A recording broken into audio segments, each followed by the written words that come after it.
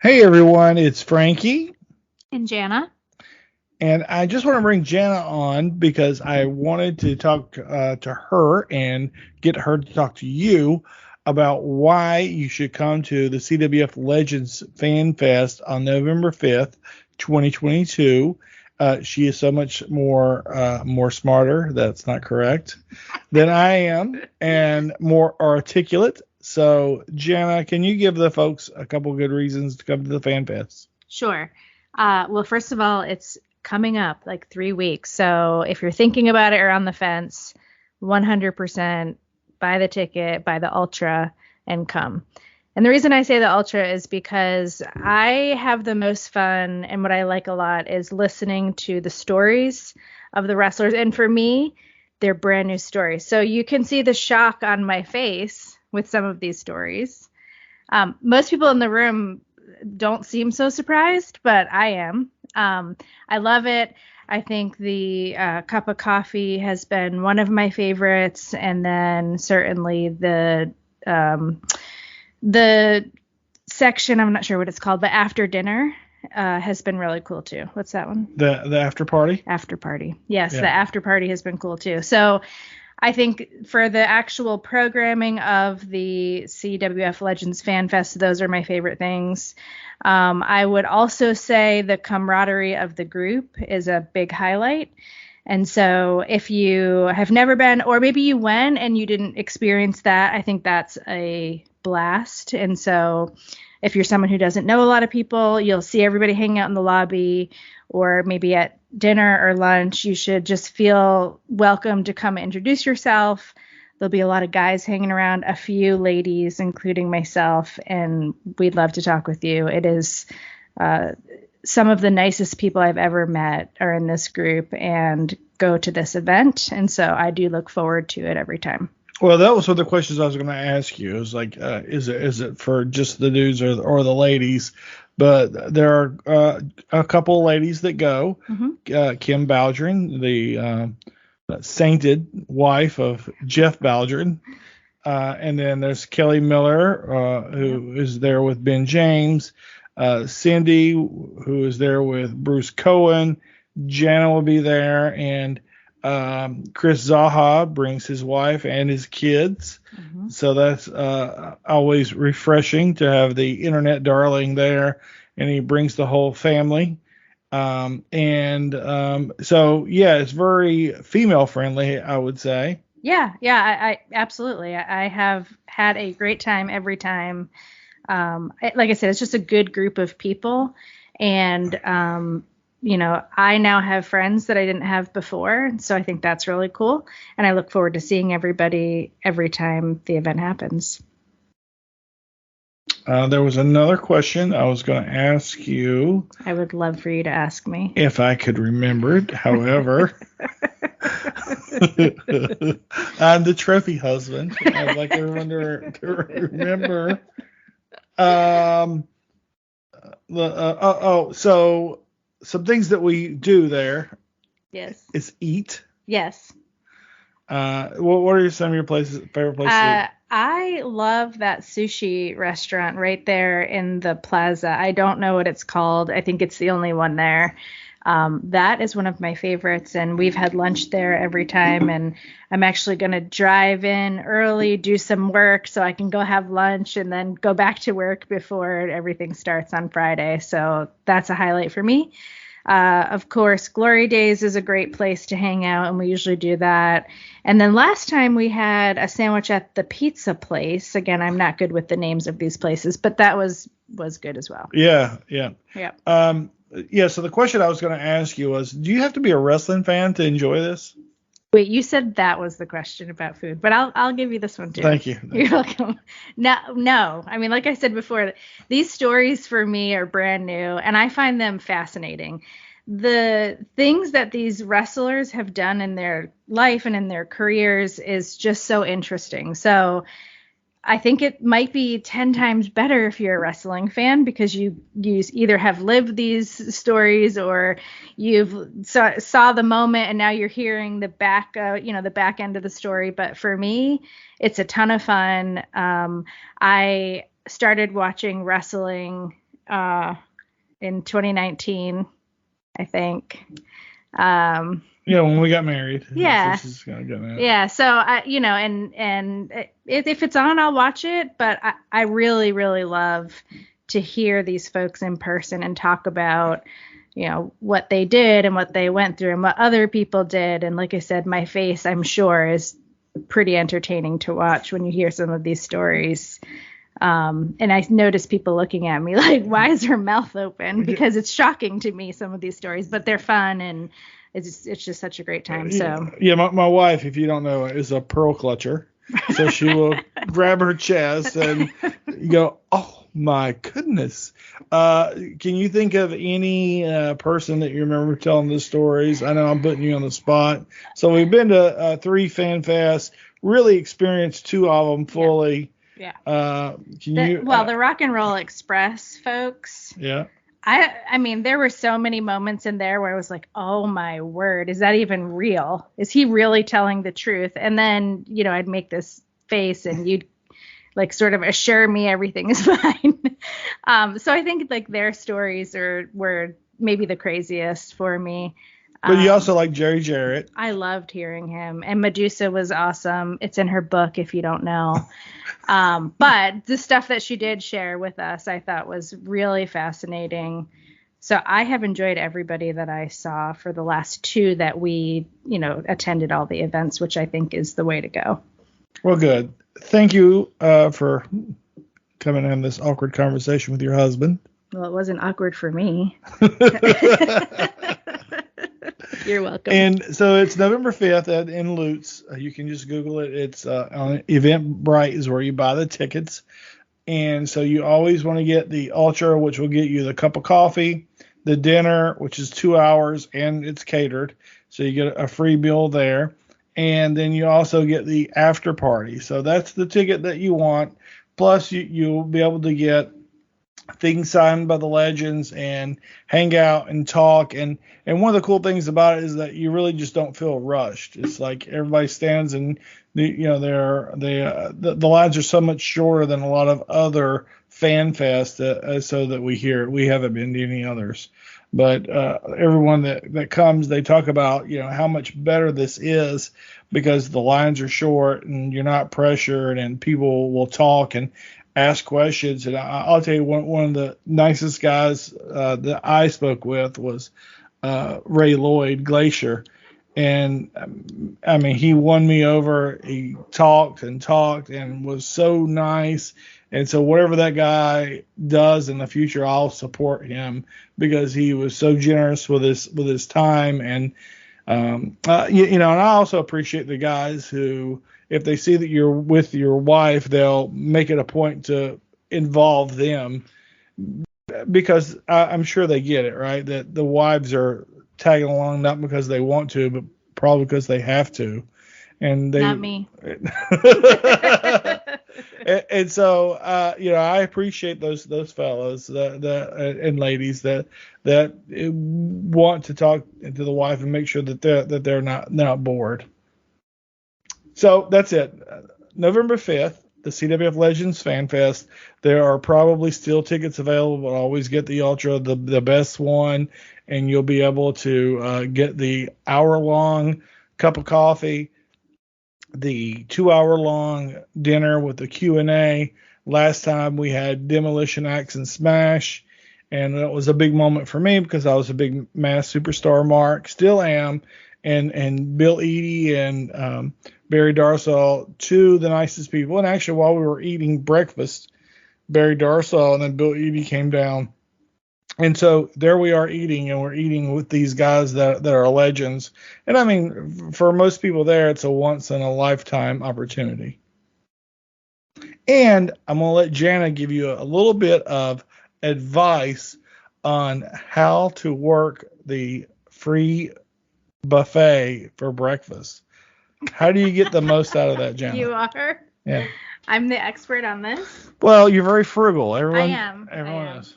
Well, I mean, I didn't partake in this the last time. However, you could grab yourself a piece of fruit for later, You could grab yourself a Nutri-Grain bar for a snack. Is that what you mean? Yeah, that's it. Yeah. I mean, so you go and you eat your breakfast. Yeah. I'll be a little more crass with it. You go and you eat your breakfast. And then after you're done eating your breakfast, you fill your pockets back full. You don't fill your pockets with food. Well, okay. Kayfabe it. But you go back through and you get snacks to last you throughout the day. And that's how you make the money last. You get enough for lunch, so let's say hypothetically they have waffles, right? So you make a couple extra waffles, wrap them up in a napkin, take them up to your room. There's a microwave in your room, by the way, and then you can heat them up and have them much later. To be clear, I am not filling my pockets with waffles ever. Well, she said she didn't participate. However, her husband did. So that is fruit in my pockets or a Nutri-Grain bar. So no, I'm not happy to see you.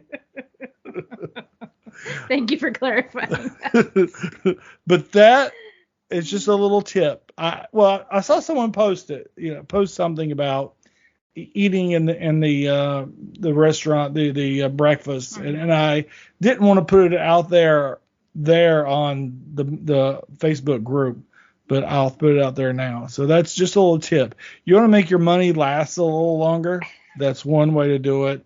Get 2 or 3 meals out of that free breakfast that they give you. Sure. All right. She said, sure. I'm in trouble. However, let me just clarify. My wife does not do that, nor does she condone it. Now, I have, in my work travels, grabbed myself a piece of fruit for, mid-morning during a meeting. So, I have never filled my pockets. That's the part I want to be clear about. Thank you for clarifying. Do not have waffles in my pocket. Now, honestly, could you see me having waffles in my pocket? Yeah. Yes, you would put a waffle in your pocket. I would not. So make sure you come. CWF Legends Fanfest, November 5th. And you know what? People get there early. I'll be there Thursday, which is the 3rd, I think. And then, so Friday be the 4th. And Jano's coming up on the Friday the 5th. So you can come there and you hang out. And there's always something special that happens, the Friday before, or somebody random will show up that you may not be expecting. So, okay, that's it. CWF Legends Fanfest. We'll see you there. Willie, mercy, baby. This is Shaska Willie. You're listening to Broken Kayfabe with Frankie Seabreeze and Ariel Bologna and Cheese Sandwich. They're like Coca-Cola. They're all over, baby, on whatever network that you find it on, baby. This is Navy SEAL Body Guy, and you are listening to Broken Kayfabe with Frankie Seacrest, Ariel Agbalog, and the Brothership. Now that half-wit, Shaska Willie, better not step on this, or I will step on him, Jack. This is Redneck Steve. You're listening to Broken Kayfabe with Ariel Agbalog, Frankie Seacrest. Flap their gums about anything that they want, putting some steak on it. Oh, hell yeah.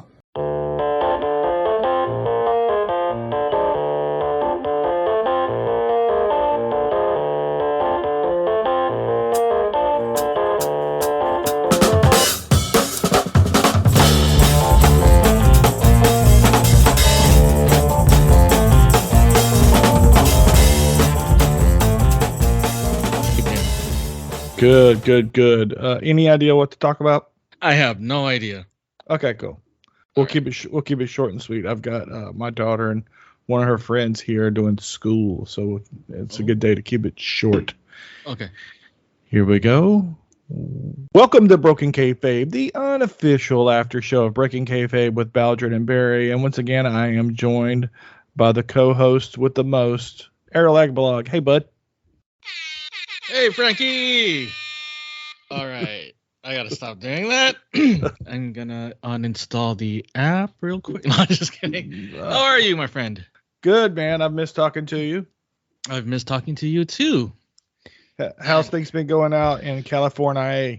The weather's getting colder. I'm getting busier at work. That's why you haven't heard from me in a while. Just excuse me. Hold on for a minute. Sorry, I had to clear my throat. Just been busy with work. We're ramping up product. We're having new product come in at work and a new lab that's ready to go. So we're looking for also people to we're excuse me. We're hiring right now. We're hiring right now, so we're looking for some people to, that's willing to work graveyard shift and all that good stuff. So yeah. Other than that, just working on my car. How about you? Yeah, I am not working on your car. But I am excited that in 3 weeks we will have the CWF Legends Fanfest featuring Magnum TA Terry Allen.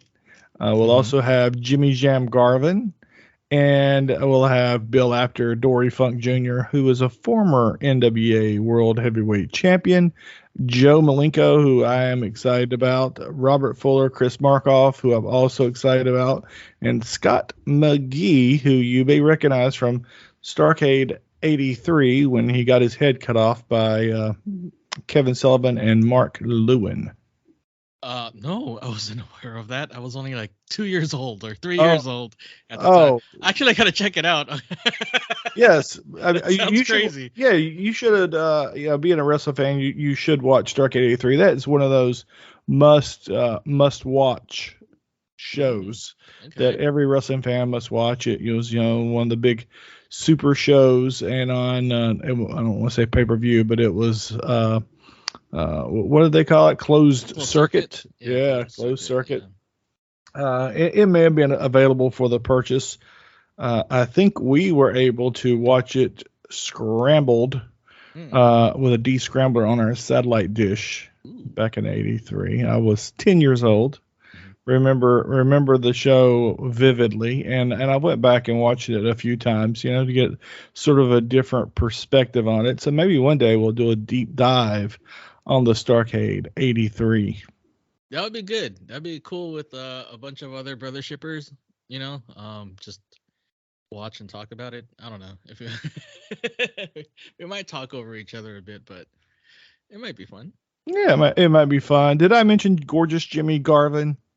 I think you did. Okay, yeah. Well, I'm going to say it again, Gorgeous Jimmy Garvin. And there's also, a Friday evening event that has just been added. And I think they were calling it something like Booze, Brawls, yeah. and Boobs. No. And Bad Street.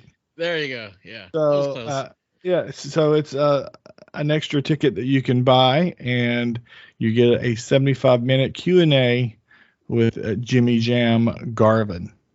That sounds awesome. And it's 3 weeks away. It's gonna come by so quickly. I am more excited for this one than I have been with any other fan fest. And I also want to say that I sent out cards and presents already. So those of you who have donated to the fan fest to bring the person, you should have received something, or you should be receiving it shortly.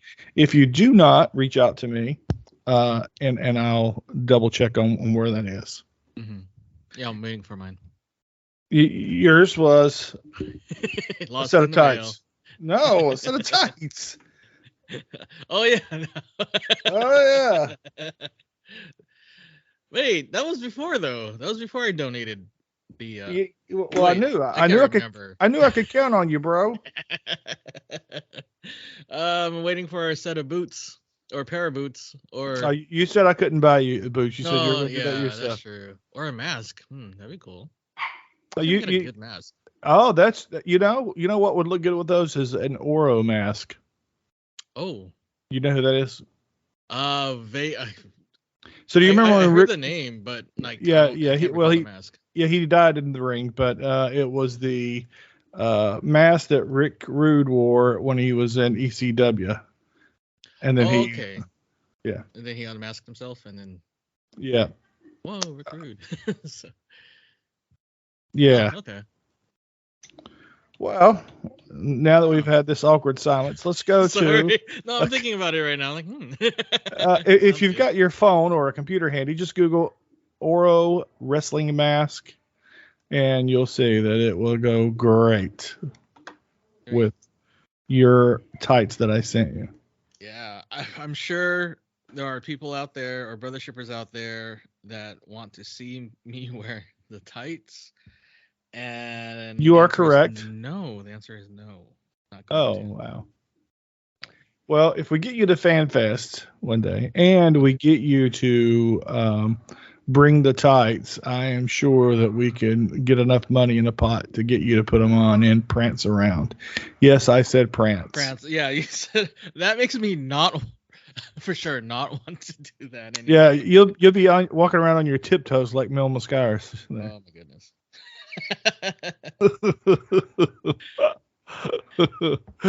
That is a good mask.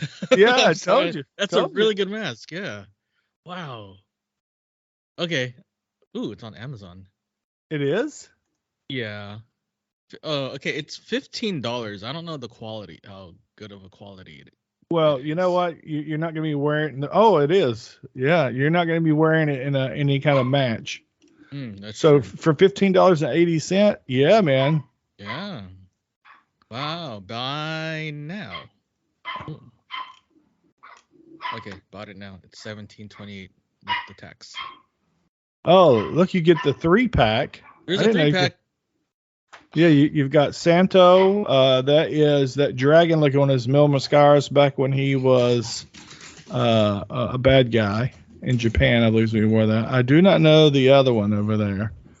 Oh, there's a gold demon mask. Instead of blue demon, it's black and gold. Gold demon. Oh, that would be cool. That would be cool. Yeah. Wow. I got some mask shopping to do after the podcast. After we finish recording. Huh. Or I could just paint my face like gold dust. That's true. you could. I don't know if I want to do that. That's a lot of face paint to cover like my entire head. Also, I just can't leave my head part, flesh colored. I gotta paint that. I gotta dip my head in gold paint and then, do the whole black outlines or something like that too. So there's a review and from Butch Fletcher, and it says it's real okie dokie. This was reviewed on July 4th, 2021. He was celebrating Independence Day with a Lucha Libre mask, and he says it's a little bit tight, but I've always worn larger hats and the like, so I wasn't too disappointed. It displays well, so it's worth it. It's a picture of, I'm guessing, Butch wearing the mask, and then what appears to be his daughter giving him rabbit ears behind him. I see it. You see the other one from Mr. Sincere? Yeah, what a mark, huh? Yeah, oh my gosh, with the championship belt and everything. He's got a belt, and then it's photoshopped over what looks to be like a wrestling ring. Yeah. Who and he's wearing. He is Excalibur. No, he's wearing. He looks like Excalibur. He's wearing a hoodie. Excellent quality and affordable price. My nephew enjoyed using it on Halloween and will likely use it for other occasions. Well, good. I'd love to hear, Mr. Sincere, what other occasions does your nephew plan to wear it? It does have an authentic feel and look to it, he says. How does he know what authentic masks feel? And maybe Mr. Sincere has another gimmick. Salvatore Sincere from WWF. Oh, there we go. It could be. It could be Tom Brady. Tom Brady himself. Yeah. As if the Patriot gimmick wasn't enough, right? He had to use the Oro mask. Yeah. Yeah. So this thing has 60% 5-star reviews. Another 11% 4-star. So I'm going to give it 71%. 11% in the middle with 3, and then we've got 18% bringing up the 1 and 2 stars. Wow.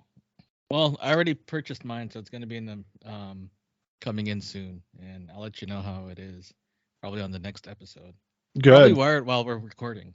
We won't see it, but I'm looking forward to it. I just clicked on the person that is selling it by DIS, I guess, and they sell designer Italian shoes, which is what DIS stands for. Designer Italian shoes and luchador masks. Yeah. Why didn't we get into that kind of business, Frankie? Right? We could have made a killing. We should have opened up a merch table at the FanFest selling masks and designer Italian shoes. Yeah, because that makes as much sense as pro wrestling these days. But don't get me started.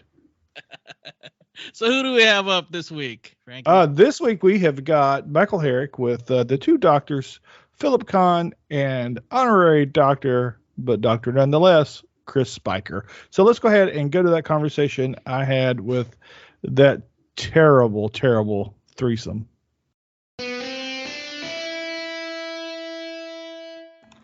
I am super excited to be joined by three of my favorite brother shippers. We've got from my home state, Dr. Phil Kahn. Hello, hello. Formerly of Pennsylvania, North Carolina, now residing in the mountains of New York, Chris Spiker. What's up, mother F? Oh, wait, I'm sorry. That's wrong. My bad. Wait, what is it? Is this BTT? And from the Midwest, the handsomest man in Indiana, handsome Michael Herrick. You know, you've seen all these other doctors here recently, Frankie. It's time to visit the optometrist. There's something wrong with your vision, sir. Hey, you know, everybody's got to have a gimmick.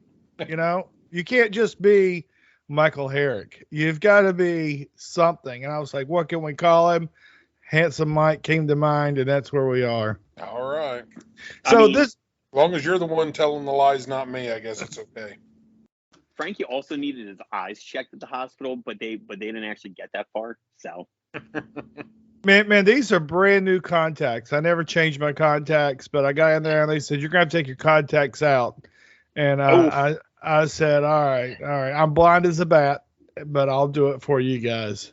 And so I took them out, and they said, you don't want to save them? I said, nope, I've had those things in for months, so let's get rid of them.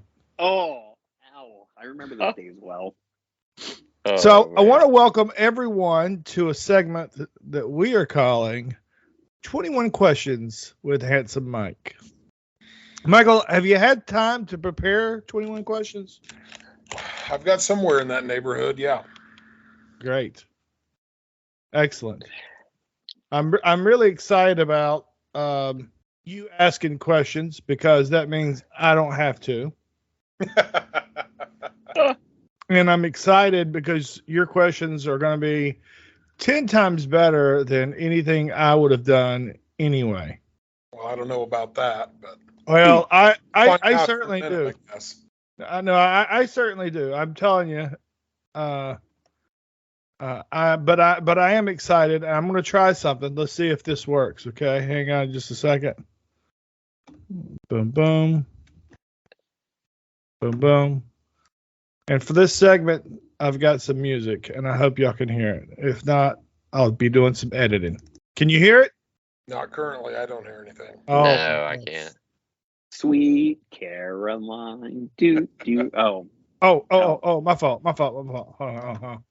Oh, okay. So we weren't supposed to include our own music. All right. Oh, here we go. And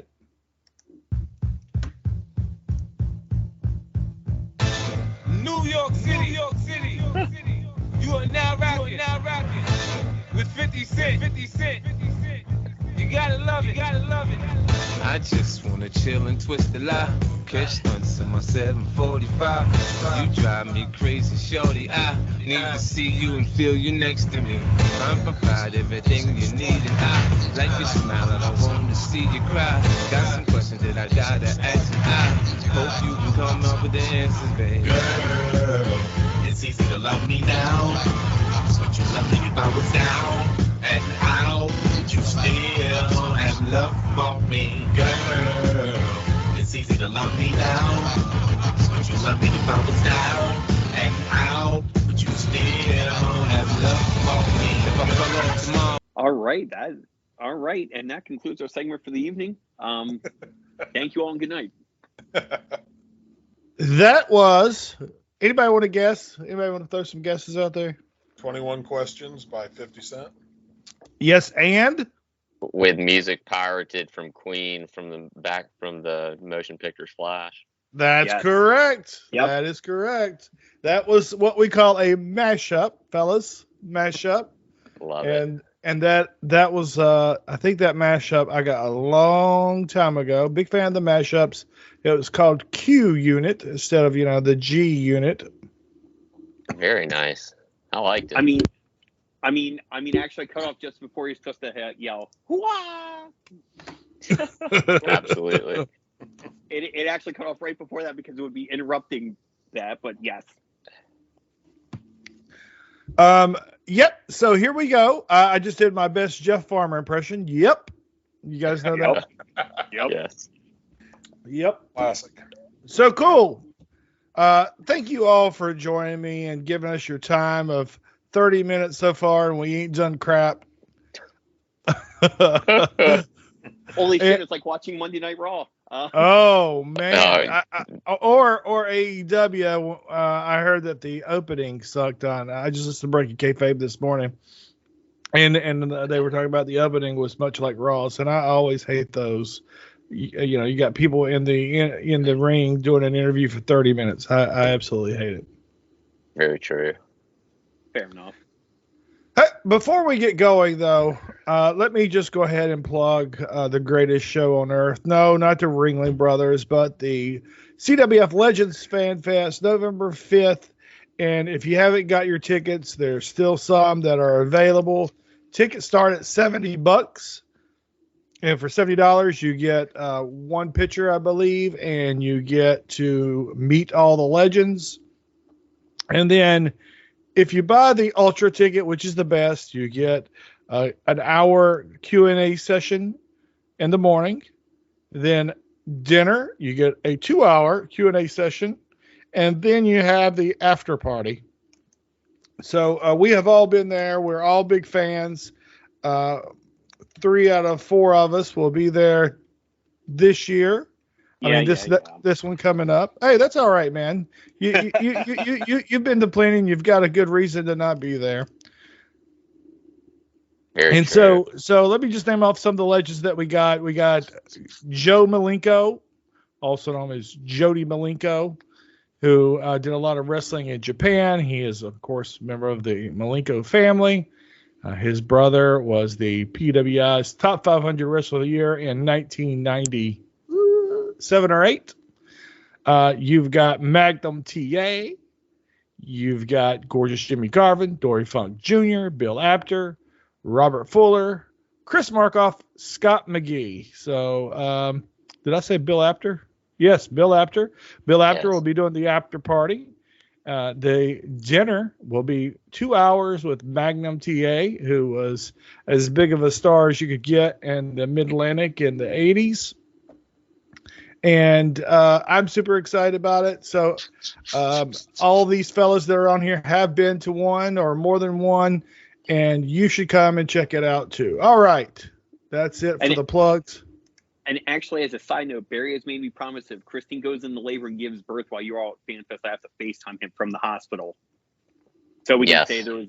So yes. So yeah, I've been ordered by Lord Barons himself to FaceTime so all the brothership can share in the experience. I think that's a great idea. I thought you were going to say that if she happens to have the baby during FanFest, whichever time, if it's in the morning, during the cup of coffee, you have to name it Jody. If it's during the dinner with Magnum, you have to name it Magnum Spiker, which ain't too bad. Magnum Spiker, holy shit. Give the kid a complex. And if it's the after party, you got to name it After Spiker. Oh, Lord. That's where I thought you were going with it. No. Well, okay. So I'm about to break kayfabe, but he ain't going to listen to this. So It's a good thing you didn't mention Bill Spiker, because Mac's real name is William, and he hates his real name, and don't ever call him Bill because he will kill a bitch. Wow. Yeah. I don't know why he's so opposed to it. So yeah, it's a good thing you didn't mention the name Bill. So. Well, my real first name is John. I do not go by it. The doctors call me that, and I've gotten used to answering to it. So I, even if I see that it's like the doctor calling, I'll go, "Oh, this is John." Little known fact with the T. Phil Kahn's real last name is Kahn. It's a little different pronunciation, so. With the finest Corinthian leather. Deplane. La plane. That's actually how I addressed the package I sent to Dr. Kahn not too long ago. All right, fellas, let's get this thing going. Thank you all for being here again. I am super excited with this wonderful moderator, and I'm excited for these questions. Handsome Mike, what you got? All right, guys. I tried to cover as many bases and hit as many areas of expertise I think that you both have. So let's start with an easy one. Since I'm in the presence of two doctors, best Star Trek doctor.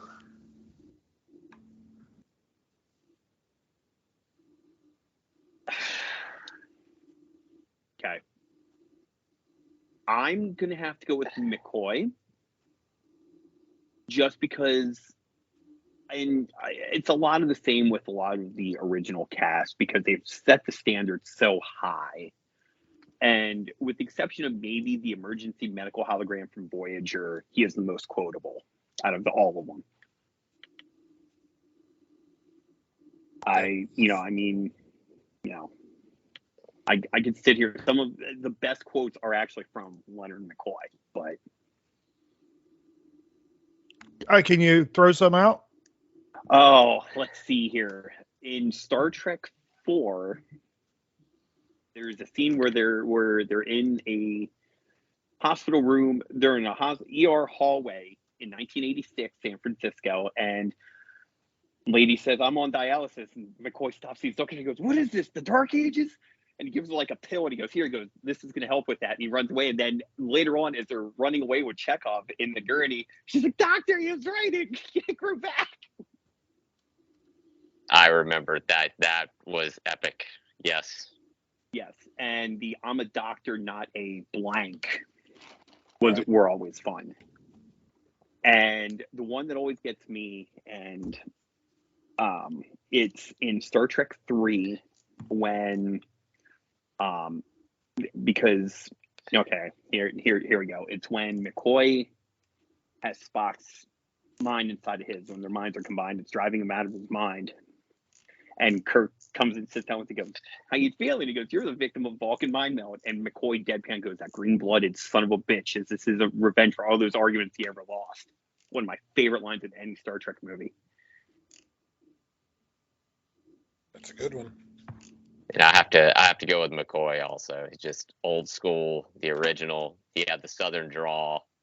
I took it from when they, and my favorite quote from him obviously was, "I'm a surgeon, not a psychiatrist," because that kind of rings true in the profession itself. But he was the original for me, so I had to keep up with him the whole time. Loved his humor. Yes. I mean, and Christine we've been watching each Star Trek now. We're on Voyager now, so we're at the emergency medical hologram. And I'm like, oh, Robert Picardo was such and such. He was actually Coach Cutlip on the Wonder Years. Yes. So it's, and I'm like, oh, he was this guy and he was this guy and he pulled a bullet out of his own brain in the Howling. And yes. Yeah. So, but she, he was kind of the human character. We haven't gotten to 7 of 9 yet. So he's like the human character and she's finding him enjoyable and he gives such a great performance. So. Definitely. What about you, Frankie? No, I mean, y'all can't do that to me because I didn't even watch Star Trek. Fair enough. Yeah. Yeah. Like, it's unfair for all the others because he was just so iconic for me because it was the first one that I recognized. Like, it doesn't matter how good the ones following that were. It was just too good the rest of the way. And to be honest, Carl Urban in the new movies, in the J.J. Abrams movies, gives the best performance out of anybody in that cast. I agree with that. I thought he did a great job. Totally fair. Out of all the recast, I feel that he did the best out of all of them. And I got to meet him in person at a Comic-Con. I actually have a photo of him hanging as McCoy, signed in our living room. And I said, thank you for being the best recast. He goes, man, I just want to do him proud. He goes, I'm pretty sure I did. So. Favorite all-time doctors in all of, like, nerd culture for me, to be honest with you. Easily. So, all right. Next. Okay, hopefully you guys will disagree on some questions. Oh, we will. Trust me, I'm sure we will. I'm sure it's coming, but you have 6 hours for us to finally come back around to it. All right, let's jump to top 3 breakfast cereals. Ooh.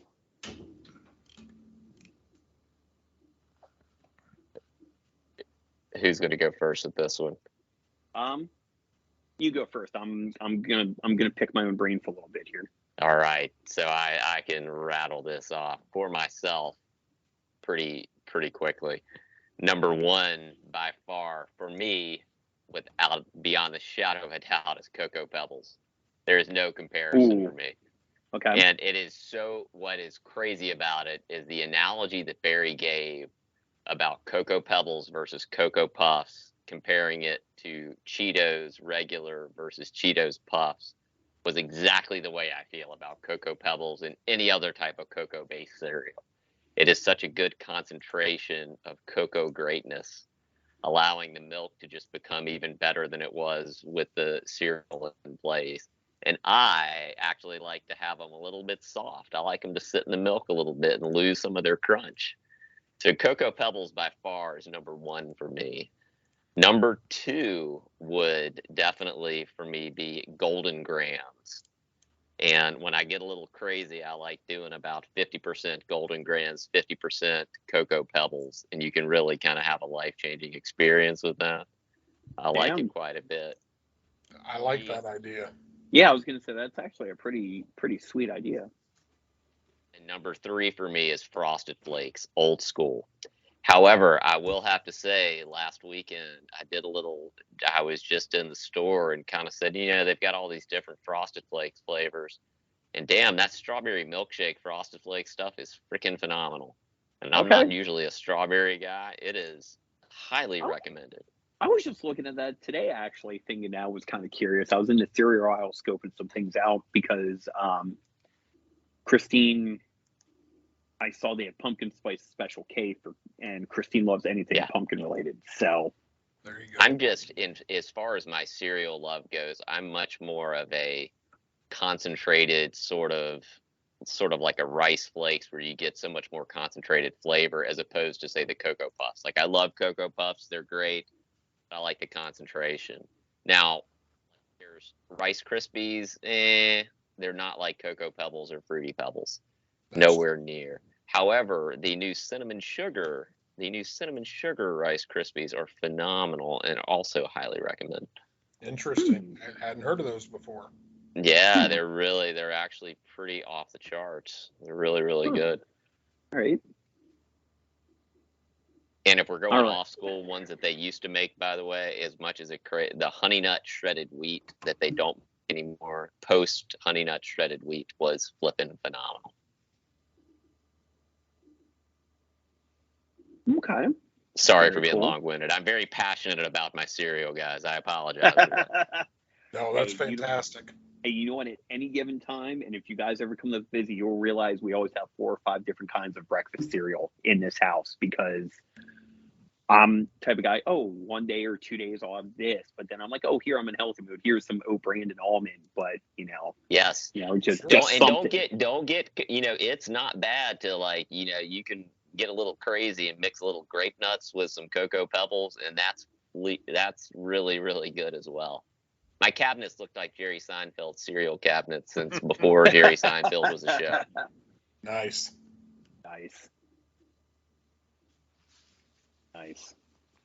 All right, Spiker, you're up. Oh, I'm up now? All right. So let me see here. Been thinking about it. Fruit Loops are definite. Probably Fruity Pebbles, because Fruity Pebbles were one of my all-time favorites as a kid. Yeah. But I have to give a shout out to every single stinking brand cereal that you had as a kid. And looking back on it, it's like it was the exact same thing. They just changed the damn shapes, you know, when they had like the Ghostbusters. I remember thinking that the Batman cereal from the Nicholson and Keaton movie, because the damn box was the greatest cereal ever, because it just had the giant fat logo on the box. Yes. And, you know, and looking back on it now, and I mean, they still kind of get it, because I just bought, you know, you see like the superhero cereals. Shit, it's a marketing technique. But you realize it's the exact same cereal. They just change up the labeling on it. Yes. And so, but my third one would probably be regular old Life cereal. Just a straight up bowl of Life cereal makes me very happy. And I don't know why. Not a bad choice. I get that. You know, and the honorable mention also to Apple Jacks, which actually has gone into Apple Cinnamon Cheerios, because they're actually a little, you know, supposed to be a little better for you. So they've turned into the Apple Cinnamon Cheerios in the household. But yeah, so none of that magic spoon crap. No. I want pure sugar. Exactly. None of that artificial protein-based cereal and all that. Give me pure. I want an insulin spike that makes me want to feel like garbage 1 hour later. Exactly. And you gotta have it with whole milk. It's got to be whole milk. Yes. Regardless. Oh hell yeah. There is no question about that. Was anyone a fan of the Monster cereals? Yes, I haven't been able to find them with them reproducing them. I was a Count Chocula guy. Walmart every year has them, a pallet of them. Yeah, I haven't seen them yet this year, like at my Walmart. Dude, okay, fine. I told you I'll be down in your neck of the woods next week. Yeah. I will bring you boxes of breakfast cereal. So I'm going to show up with a whiskey, a thing of coffee, and like 4 boxes of breakfast cereal. It's gonna be the weirdest fucking thing ever, but hey, I love it. You know, it's because seriously, they have all 4 of them up here. They have the Count Chocula, they have the Fruit Brute, which I haven't seen in forever. They have the Boo Berry, and they have the other guy. Oh God, Frankenberry.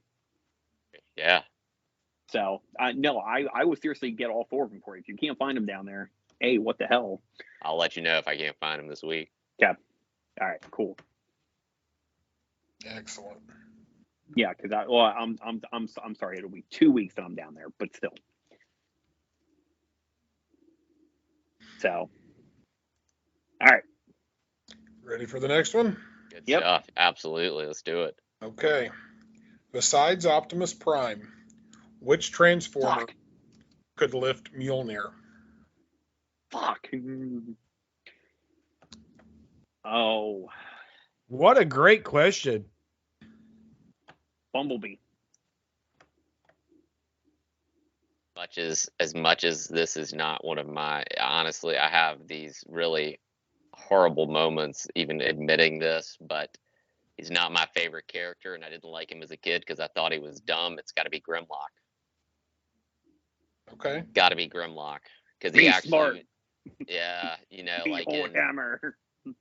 Yeah, like they did a good job with him in Cyberverse, making him kind of smart. But you know, he had actually some good morals in some of the comic stuff. So it's got to be Grimlock. He was just so strong. Well, and he kind of has some of the same qualities that Thor has. Yes, true. Especially in the Marvel movie version. True. Yeah. Okay. With some of the impulsiveness and everything else. Absolutely. True. Okay. All I can hear is Aaron Grafton going, at least it's not Rodimus Prime. Or Ultra Magnus. Oh, God. Not Ultra Magnus. Aaron would have a fit about that. Oh, God, no. We'd be here till 3 o'clock in the morning. He's still want to shut up about that, I'm sure. Okay. You get home from school, you go to the fridge to get something to drink. Are you reaching for a Kool-Aid jammer, a Squeeze-It, or a Hugs barrel drink? I'm a little disappointed Jack and Coke is not on this agenda.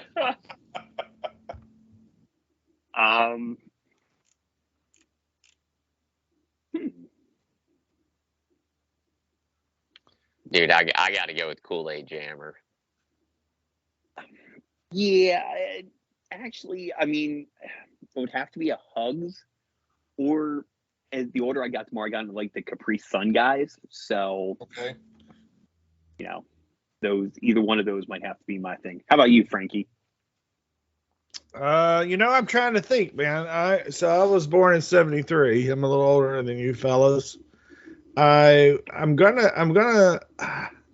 My mom didn't buy a whole lot. We probably had like old school Kool-Aid, like in the pitcher. Yeah. Oh yeah, of course. But we also drank a lot of pop, as we called it, which was Coca-Cola. Yeah. Yeah. The Kool-Aid Jammer had the closest thing to the Capri Suns. I remember when the Capri Suns initially came out, like 3 or 4 years old, trying to jab the straw into the little spike area. Yeah. Yeah. Are we? So wait. So you mean to tell me I'm the youngest one on the call again tonight? Okay. Yeah. I believe so. Yeah. All right. Okay. I mean, I'm okay with that. So. Okay. If I could find some Ecto Cooler in the back of the refrigerator, I'd jam that down pretty well too.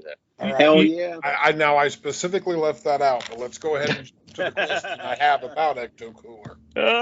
All right. Excluding Ecto Cooler, which item packed in your lunch would bring the most in trade at the school lunch table? Because Ecto Cooler was always the trump card that could get you whatever you wanted in trade. True. I didn't trade anything in school because we didn't take our lunch. However, in high school at the parties, I would make like an Ecto Cooler PJ, which was off the chizzy. And I was sadly stopped making it, and they did make it again. I saw some in the stores. They may have done it with the release of the Ghostbusters movie or something. Yeah, I know they had it a few years ago.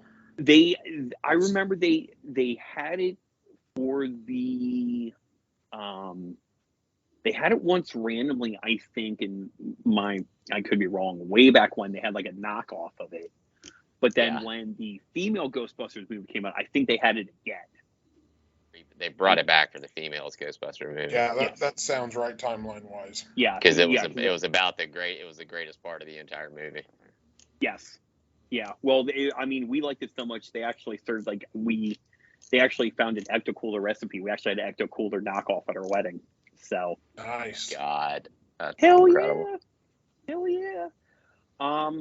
But going back to the original question, actually, I just imagined Frankie ripping the label off an MD-20 bottle, putting some green color in it, saying, "Here, Ecto Cooler, motherfuckers." Yeah, well, the Ecto Cooler was easier for me to get, as was grain alcohol, but the Mad Dog was a little tougher because you'd have to. We need this Ecto Cooler recipe with some alcohol for FanFest. I think that'd be a great idea.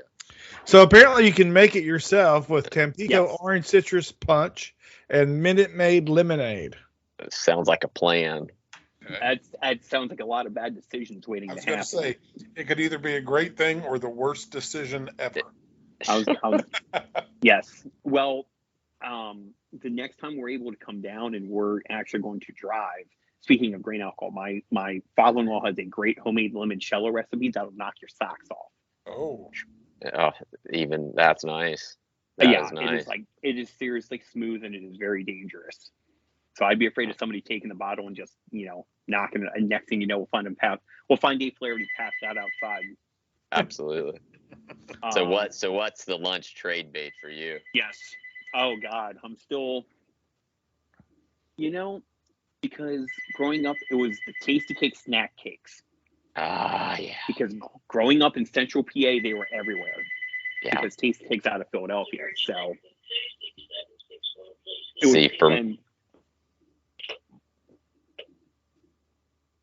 Because it was always the little, I think the little chocolate cupcakes or the little peanut butter candy cakes, which are still my favorites to this day. Yeah. For me, by far, it was the Little Debbie Swiss rolls. Ooh, that was because they good weren't. Call. If you have the double pack of the cupcakes, that's too large, made too much noise. The Little Debbie sweet rolls were ones that were just like, it was much more of a quick interaction, kind of a quick trade. You could still save one for yourself. And it was great because it was sweet, right? And you could really get some good stuff for that. That was by far my go-to. And I was one of those kids that kids used to love to come to my house, even though, my dad was the general surgeon, general practitioner guy. We had the most unhealthy, like our whole cupboard looked like a damn 7-Eleven. It had every cookie, candy. Like kids love to spend the night in my house because it was just boxes of any type of Little Debbie, any type of chip, any type of any of that stuff. Nice. Another honorable mention were Dunkaroos. Oh, there you go. Yes. There you go. Which just recently, a couple years ago, made a comeback. Our good friend Travis Raines actually tipped me off to it when I was still in North Carolina. So. Awesome. Yeah, those were hard to beat. Yes, agreed. It's in like when I was really young in first grade, Michael, you may remember these. Remember the Hostess, the pudding pops? Yes. Like the thing that had the pudding inside in the commercial they used to play during the wrestling shows where the guys were playing basketball and you ate my Hostess pudding pop. Those things were oddly great, but they just had that creaminess that went everywhere. But those were actually pretty good trade bait too. Yeah, those are some strong answers. I'd have been ready to trade with either of you. Yes. All right. Okay. Oh, all right. So the one I would never trade with anybody, and I just had to make sure that it was before I said it. Do you remember the Hostess Ninja Turtle pudding guys? Yeah. Oh yeah. Those guys. So. With they were green and they had like the cream inside of them. Never ever trade those suckers away. Too good. Yes. All right. Good question so far. All right. Yeah. Let's see if we can keep it going. You can port one video game from an old system to a modern system. The game itself remains the same. We're just talking upgraded graphics and look and feel. What one game would you bring from, say, Nintendo or Super Nintendo, Genesis, Atari? So everything's the same. It just looks different. Yeah, I mean, the game's going to play the same way. Okay. It just now, instead of being an 8-bit game, it's now, it's on your PlayStation 5 or your Gotcha. Your Xbox. Gotcha. All right. There's a couple good answers for this, and I'm starting to. So, the first two that come to mind are Star Fox and GoldenEye, which I know they're bringing GoldenEye to. I think it's the Xbox. Nice. But can you imagine for years, such as Peel? But can you imagine the frustration of kids today only being able to use slappers? the ultimate deathmatch, you got to run up to somebody and actually physically punch them. Hilarious. Very true. Or the gameplay of WCW NWO World Tour, because that's still one of the greatest wrestling games ever made. Was that the N64 AKI? Yes. Okay. Yeah, that So everybody same with, ripped. like WrestleMania 2000. Yeah, No Mercy. yeah, it was one that everybody ripped off Yep. for like forever. Yep. Yeah, those would all be amazing in modern. I have 4 that come to mind. Number 1 has to be the Atari Empire Strikes Back, without question. Ooh. The Empire Strikes Back from the Atari system back in the original days. I think number 2 for me would have to be Kid Icarus, just because it was just such an iconic sort of game for me, and I still play it on my Twitch on that sort of 8-bit online thing that Nintendo has. Okay. Most definitely for that. If I could get a modern version of that, I think, as crazy as it sounds, Bases Loaded would be one I'd like to see a modern version of, because I played hours upon hours upon hours of that game with my 8-bit system with so much joy, even though I was probably pretty terrible at it. And then I think for my 4th, I had one off the top of my head, but I just remembered the Star Wars one there. I think those would be the ones. Those would definitely be the ones for a modern system, for a modern take on it. RC Pro-Am was also a pretty damn good game too. Can you guys imagine how sick Duck Hunt would look in a modern, like a modernized Duck Hunt? That would Absolutely. Be great. And I mean with games nowadays, instead of dog point laugh at you, jump up, laugh at you, and give you the finger, and disappear again. Right. Very true. That and Hogan's Alley, right? That would be just iconic. Love it. Have you guys played on any VR systems? I have, and it was one of the scariest experiences of my entire life.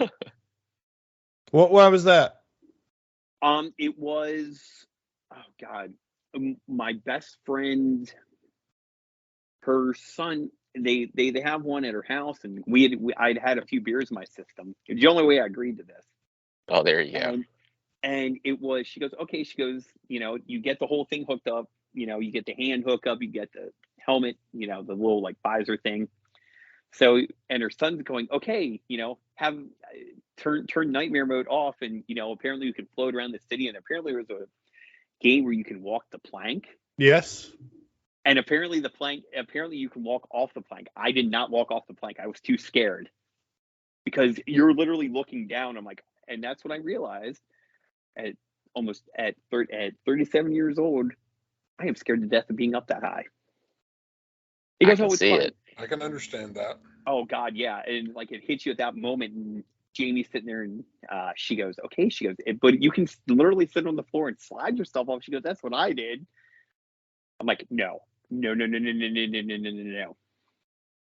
not. He goes, how about giant spiders? I'm like, fuck no. I can just it's like being one of those sensory deprivation chambers that Joe Rogan talks about. Yeah, I was thinking about how cool it would be, but I guess you guys don't get it, but if you had the duck hunt in VR, where you can look around and it'll all be right there. But sure, absolutely, yeah, that would be cool. That'd be a great one. All right. Okay. Next, guys, let's go way back. Oh boy. Happy Meal toy. Ooh.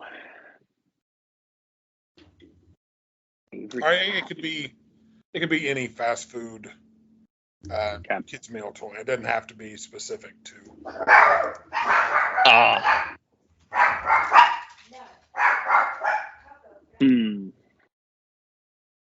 have quite a list. I was going to say of this. Yeah, this was such a small eternity ago, but I remember McDonald's always had the best Batman toys up until Batman and Robin came out. Yep. I figured with your age, just being that little bit of a small age gap, I figured you would go right to the Batman. That's exactly what I was going to peg. because they would brand everything. You had the cups, you had the boxes, you had the cool little toys. You had the little Batman toys. Although Hardee's at one point had the X-Men figures, like little tiny like X-Men figures. Yeah. Figures. I wish I still had them. They were cool as shit. Yeah, Michael, I got it. Some of them were in their animated series costumes, so I had to have been like 12 or 13 years old. Yeah.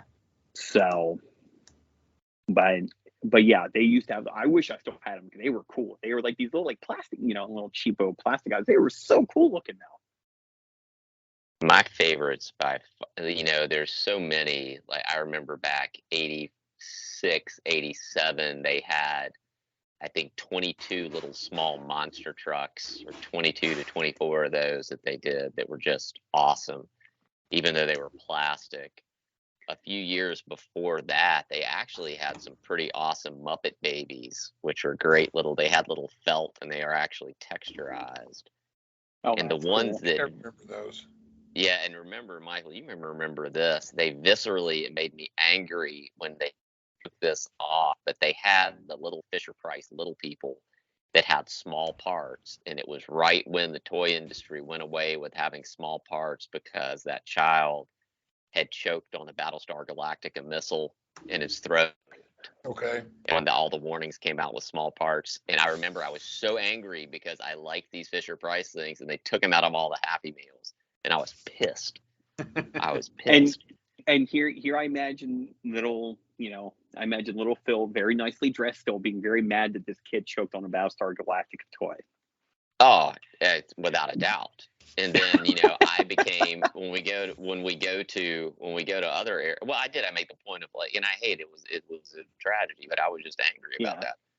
And then I kind of switched my loyalty a little bit from McDonald's, and I felt guilty going to Burger King because Burger King had Thundercat stuff. They had Thundercat little stickers for your output of your light. They had a nice little plastic cup.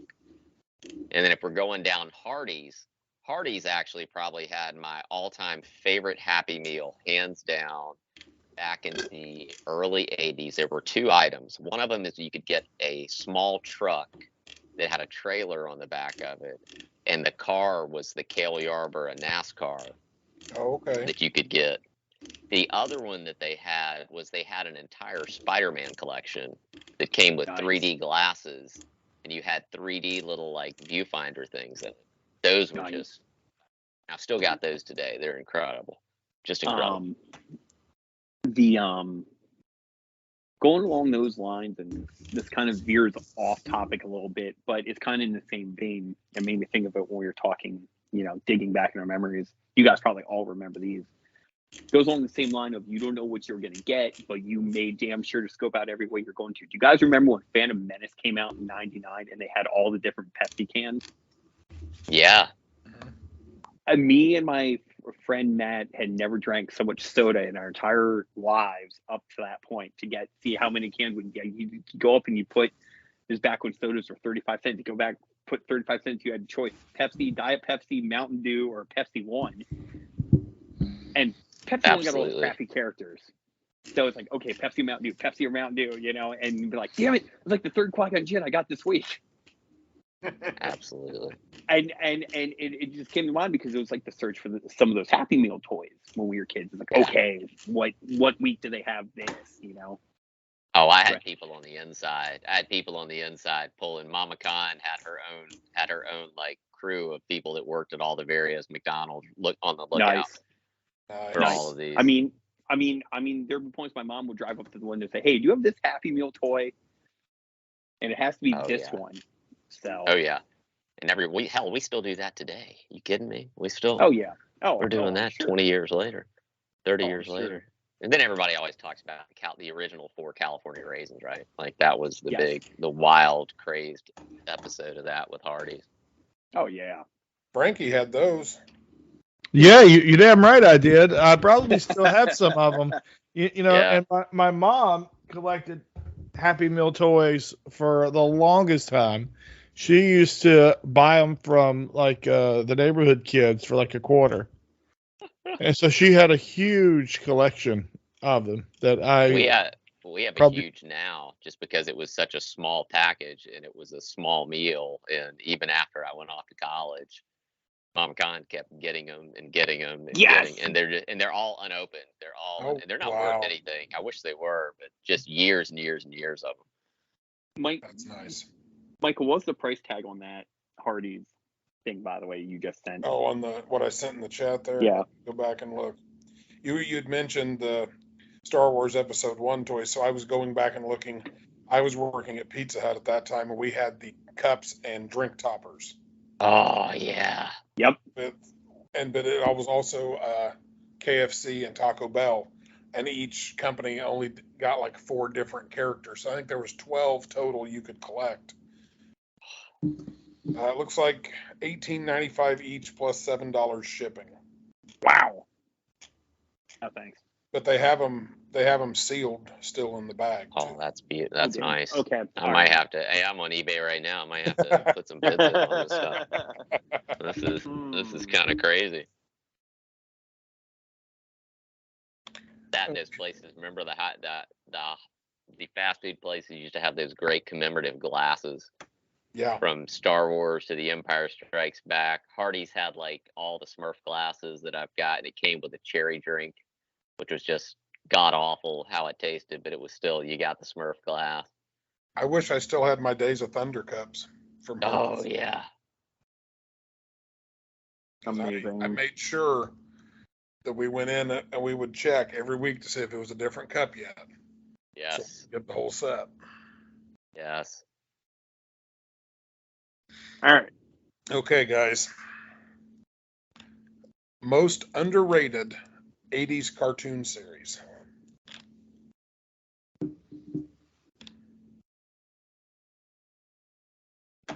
Underrated 80s cartoon series. I'll go. Go ahead. Silverhawks. I am impressed, my man. I am very impressed. That's a good. Not that I had any doubt, Frankie, but you just stepped up your greatness even Damn, higher Frankie. for me. All right. Incredible. The gauntlet's been dropped, guys. I'd say, good Lord. Wow. I loved the intro. The intro of it. I loved it. I don't know. I don't know what it was, but and I still just remember like only part of it, like with the zoom in on the little kid. And I don't remember the names, but those brain cells are long dead. But the intro got me every time.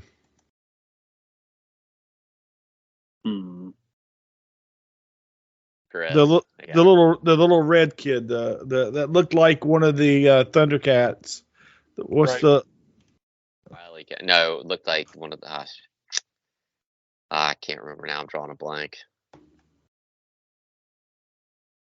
Yeah, I'm blanking here. Underappreciated. All right. While you guys are thinking, I'll throw out mine, and that's Star. Yeah, another impressive one. What did you say? Brave Star. Brave Star, yes. I think it only had technically one season, like 50-some episodes, but I really enjoyed it. Right. Yeah, the Cosmic Cowboy show. Yep. See, I'm always curious, like these shows, like what time of day that they aired. Silverhawks, I remember, was like after school. Right. The Copper Kid, is that the name of who we're talking about from Silverhawks? Yes, that's it. But yeah, I remember like a zoom in on the. I just love the intro. I mean, it was so cool. When you're talking underappreciated, because we know my love of all things 80s cartoons, so it's hard for me. You guys have knocked out two of them that are really good. But surprisingly for me, that I think underappreciated was that Dungeons and Dragons cartoon that was on Saturday mornings. It was actually a pretty good series, that's not quite as, obviously I'd rank a lot others higher than that, but in terms of being underappreciated, I thought they actually had done a pretty good job with that when they were developing the characters and everything for it. I was waiting for Phil to come out with Spider-Man and His Amazing Friends, but you know, that see for me, but that's just on that's my pedestals. You know, those are the ones that are just so high up. I can't make them underappreciated because they're burned into my brain. So would the Super Mario Brothers Super Show count for a cartoon, even though they had partial live action? Absolutely. Absolutely. Yeah. Okay. Then I might have to go with that one because that it was great, and then it was everything with the exception of greatness of the games was erased by the fact that movie came out. Yep. Yeah. The fact that Bob Hoskins still didn't talk about it for a very long time. Absolutely. Oh, those are great choices. Great ones. Awesome. Since we're on the topic, and Frankie mentioned the opening to Silverhawks, I'm sitting here watching it on YouTube on my phone right now. Nice. Just a real quick, top 3 to 5 cartoon theme songs. And that doesn't have to be the 80s. That can be across the board. All right. I can tell you my top 2 right now. The X-Men cartoon song. Sure. That was my ringtone for years.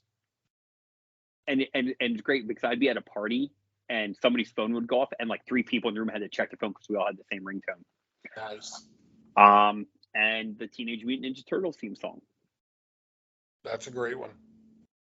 The 2 off the top of my head. As soon as you mentioned that. For me, hands down, rattled straight off. Number 1, Mask. Number 2, G.I. Joe, just solely for when you're listening to that opening, dun, dun, dun, dun, like that's just, I still get chills.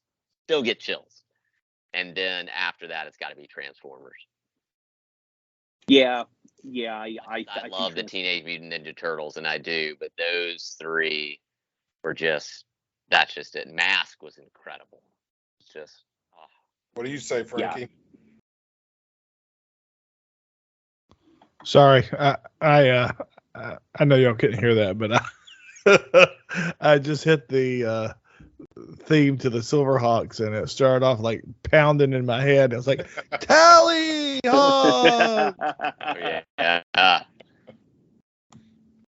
I throw in a couple there. Inspector Gadget.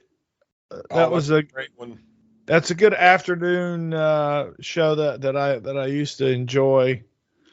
I don't remember a lot of the ones that I watched on Saturday mornings, but I remember the $6 Billion Man. I remember watching that in the morning. Oh, I used to love the off topic slightly, but the Sid and Marty Krofft, whatever they did, the HR Puff and stuff, Sigmund the Sea Monster, Sigmund the Sea Monster, not the Sea Monster. That's combining a couple shows, do another mashup there. There was another one. What was the other one they did? Not Lids. That was way before my time. But yeah, I used to love those shows on Saturday morning.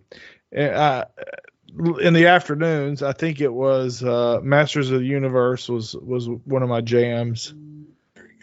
Mask, the Mobile Armor Strike Command. That was one of my favorite shows.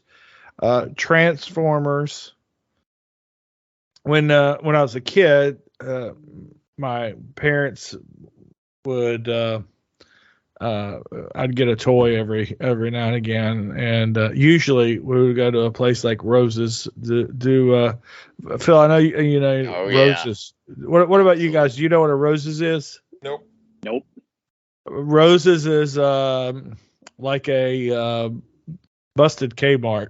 Okay, so similar to like a Big Lots. Yes.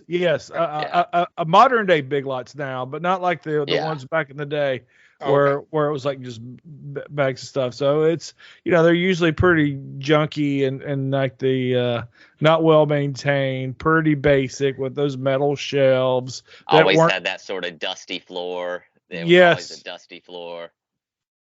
Yeah, and they had Remcos instead of LJNs. Yes, and so we would go there and to Kmart. Those were like the two of those kind of stores that we had in town. We didn't even have a Walmart back then, and I had my period, or I would go back and forth between Masters of the Universe, figures, and then Transformers. I had hella collections of both of those. Oh yes. I have to say, Thundercats had a pretty damn good theme also, as well as Masters of the Universe. Some sleepers were Muppet Babies and Tiny Toon Adventures. Agreed. Oh. And Animaniacs. Yes. Yes. Now I'm going to throw a little love to Disney for the Gummy Bears theme song. Yes. Bouncing here and there and everywhere. Yes. Chippendale Rescue Rangers. Very good. Chippendale Rescue Rangers. More recently, Phineas and Ferb. Yes. Okay. That'll be a show for you to watch with JJ. Yes. Yes. If you haven't seen any of it before. Oh no, I have. Okay. It is quality stuff. I think it'd be appropriate for him. So. To me, it's kind of the modern day Animaniacs, where it has those jokes in there specifically for the parents to enjoy. While you're watching it with the kids. Love that. I love that stuff. Excellent. All right. Okay. Which sci-fi series would you like to go back and watch all over again for the first time? Fresh eyes, never seen it before. What one would you like to experience all over again for the first time?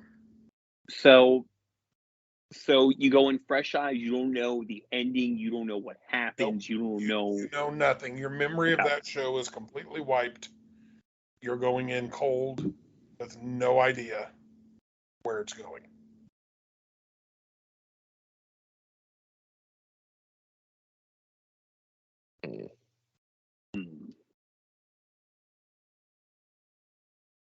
Sci-fi series that what's going to happen.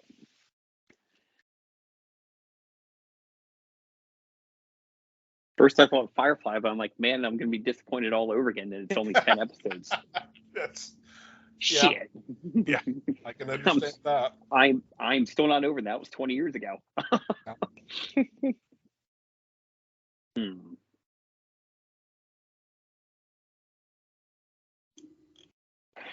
Tell you another one along that same line, which I don't know, where everybody's probably old enough to have seen it, and you probably would really appreciate it, I assume, Spiker, is Briscoe County Jr.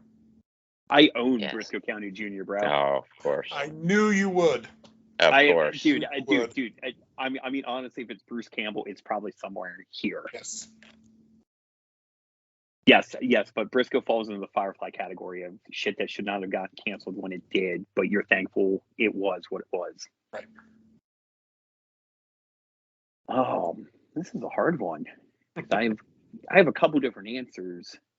I think for me, just off the top of my head, would have to be that show V from what was it, 84, 85, 86. Okay. I used to love it. That would definitely one of them. And quite frankly, just because I didn't give it enough credit, honestly, I'd like to go back and see Quantum Leap again from adult eyes and just watch the whole series again. But again, the ending is ambiguous. You don't know if he ever got home or not. Well, no, actually, exactly. you do. Well, they have the title card, but it's shitty. Yeah. So, okay, Michael, here's the thing. Okay, so if you're watching a show, if you go back and you're rewatching it for the first time, do you still have the associations you had with it from the first time you saw it? Like the connotations, like the people you were with or the people you associated with it or something like that. Sure. I mean, if it was a show that you watched with, say, a group of friends and you want to experience that, that social or to not or to go back and not do it again would be the other thing. True, exactly. Yeah. Sure. And in that case, I'd have to go with Doctor Who. Okay. Yeah. And start with the Ninth Doctor, Chris Eccleston, and go from there. Very true. I could do that. So- I could honestly do that with X-Men. I'm not X-Men, X-Files. I mean, Okay. I could do it with X-Files. Just kind of rewatch everything again. Let me ask you a question about the X-Files. So when did it jump the shark, or did it? When sorry to step on your toes here, Phil, but I have an exact answer for this. When neither Mulder or Scully were on the show. Because I think it was the final season, was it? Where it was Reyes and Doggett, I think. Was that their names? It was like a whole season where you had no Mulder and no Scully. I think they started, like the years where, what was it, 98, 97, 98, they started showing some cracks in the armor. I just remember they had some, I can't remember what episode it was. You guys will probably remember where they were like on the cruise ship, almost like the Titanic, and the entire show looked like one single shot without a break.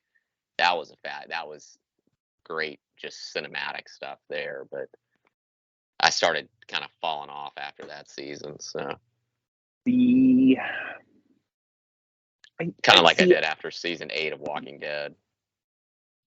I couldn't tell you the last time I watched Walking Dead, to be straight up honest with you, because it all started running together. As soon as I heard Rick left, I'm like, no, because I'm like, no. I said, you have no Carl, you have no Rick. I said, what the hell? No Michonne. What the hell is this show? I'm especially not getting that. I agree with that. Then it made me pissed off because I realized it wasn't as good as any of my 80s shows. So that's a pretty high pedestal, though. Geez, the X-Files jumping the shark. I like I said, the season where neither one of them were on it. Good, it's a good call though. Because it's like, okay, well, that was part of the mystery of it, and then the whole Mulder stunting. And when they started trying to hook them up, and it stopped feeling organic because they were trying too hard. Exactly. Was the other thing that I remember about that and being disappointed by. It's like, okay, exactly. It's like just let it be. Don't force the shit. Stop it. Exactly. All right. God, great questions. Do you guys remember a show around the same time as X-Files called Millennium? Yes, with Lance Henriksen. Yes. Who tremendous actor. Because that was like Fox Friday Night there for a while. Well, yeah, it was season 2 that Millennium was on, because I think Millennium followed the X-Files after a certain point. Yeah, I think you're right. Yeah, so I owned that series. I loved it, and wow, I was confused. I thought it happened while I was in high school, but no, it was 96 after I started when I was in the military, and then went to 99. Wow. Okay, that actually ran a little longer than I thought then. Okay. Lance Henriksen, a.k.a. only the second actor in history to be killed by an alien, a predator, and a Terminator. Oh, no, that's choice. That is some choice trivia there. Touché, my friend. And do you know who the first was? Not a clue. God rest his soul, Mr. Bill Paxton. Oh, wow. Ah, you're right. Yep. And again, with all this useless knowledge, I somehow married and impregnated a beautiful woman. That's all. Yes. Whenever I'm rattling off all this useless information, I stop and I think, wait, I actually did the things. Wonderful. Okay, this next question, I'm gonna tie back into the episode of Broken Kayfabe with Jason D'Agostino and Bill Merriweather and myself. Favorite discontinued fast food menu item? Oh, you can pick one to come back. Which, by the way, that was a great episode. I want to put that out there. Well, we've got part 2 dropping, I don't know, maybe tomorrow. I'm just waiting for a couple days after Breaking Kayfabe with Boucher and Barry drop, so I don't seem like I'm stepping on their toes. Makes sense. You, sir, are 100% correct. Check. Hey, let me say this while I've already interrupted. There's a movie that you have to watch with Lance Henriksen. It's an old classic you may know by the name of The Pit and the Pendulum. Yes. Well, the Lance Henriksen version is pretty crazy. So you should check it out. I think I also own a copy of that. It was one of those I saw in my childhood. So it came out in 1991, and it is absolutely brutal and horrendous and very violent, but it is so dang good. Actually, I think Christine and I just watched the riff tracks of the Vincent Price Pit and Pendulum not real long ago, which is much older, but still great. Yeah, nothing similar. Yeah. Oh no, and probably seen that one too. It rings a bell, probably because I watched a ton of weird ass movies as a kid.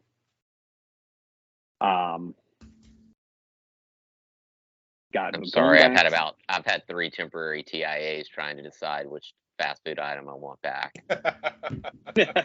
This is brain overload here. Well, do your top 3 then if you've got them. That's fine. So as Michael and I have talked about in some messages as well, and I think Chris, you were on that thing too. The original cinnamon raisin biscuit from Hardee's. Yes. That was just perfection. With that little, it had that little sort of central disc where it just housed all of the icing. And I would eat 3/4 of the ring around the biscuit so that I could save the central disc for last. With that, if we're really going with it, if you could consider this a fast food item, the original Hardee's sweet tea with the original Hardee's ice, that is too. And then I would have to say the Hardee's fried chicken, which I guess would have been, if I'm not mistaken, Michael, wasn't that the Roy Rogers fried chicken when they brought it in? Indeed it was. Yes. That was the greatest stuff I had ever had. It was very good. And the Mexi Melt. And the last podcast when you said the hack of how to make the Mexi Melt just made my day. I went and got one at Taco Bell that weekend, and it's fabulous. Very close. It's not exact, but it is very close. So does the Mexican pizza go back on that list because Taco Bell cannot restock it? Oh well. Because they had it, and then it came back, and I literally didn't get one in the relaunch. And then the one day I went by there, and they're like, "Yeah, sorry, we're all out of." I'm like, "That was quick." I just remember the Mexi Melt would burn. The tomatoes would burn the roof of your mouth a little bit. Yeah. And that was when you got a good Mexi Melt. Yeah, we've still been trying to get the relaunch Mexican pizza. Has not happened.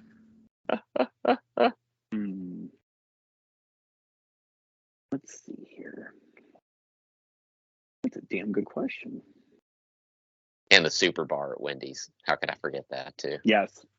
Okay, now I'm going to ask this to see if I'm crazy or not. I distinctly remember at least once when I was a kid, when Wendy's had the Super Bar, our Wendy's for at least a short period of time used that as a breakfast buffet. Yes. Because I remember going there with my dad and my brother. I think we'd gone and gotten haircuts early Saturday morning when the barber shop opened. And then we went there for breakfast. And, of course, neither my dad or my brother remember this when I bring it up.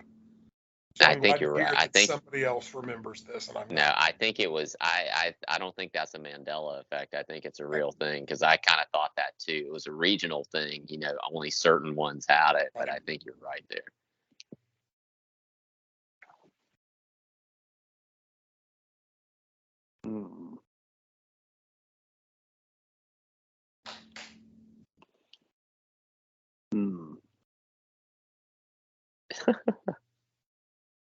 Jeez, I'm gonna ponder on this.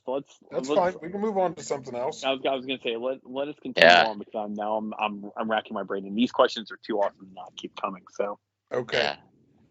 So what Which of these wise old cartoon characters would you go to for advice? Jaga, Alpha Trion, or Splinter?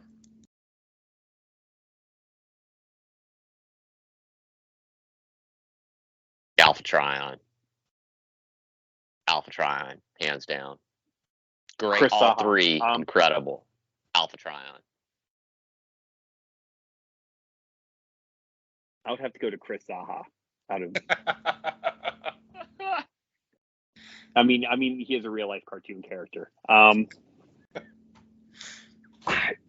See, I might have to go Splinter on that. That's a tough question.